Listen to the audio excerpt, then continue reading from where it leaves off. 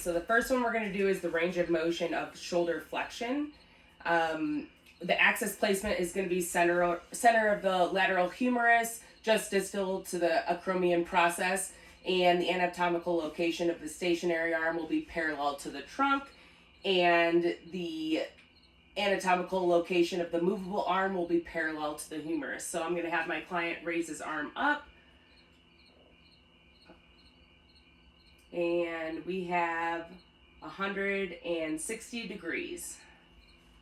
This range of motion is going to be shoulder extension.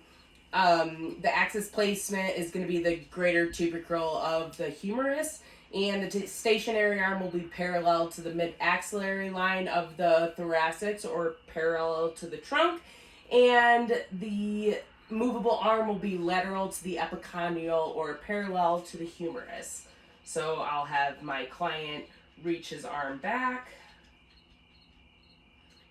and we have about 55 degrees. The next range of motion we're going to do is the shoulder abduction. The axis placement is going to be on the anterior acromion, or the head of the humerus, and the stationary arm is going to be parallel with the trunk, and the movable arm will be midline of the humerus, or bisecting the chondrules of the humerus.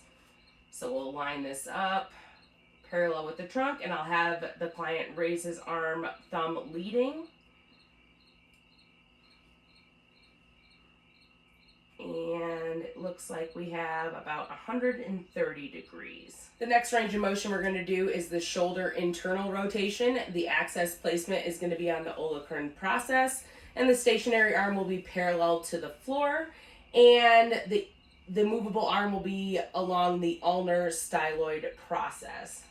So we'll have him rotate his arm internal. And we're about 50 degrees. The next range of motion we're going to do is the shoulder external rotation. The axis placement is going to be on the olecranon process. The stationary arm will be perpendicular to the floor, same as last time, and the movable arm will be parallel to the ulna, and this time we'll have the patient rotate their arm externally, so rotate it up. And we've got 80 degrees.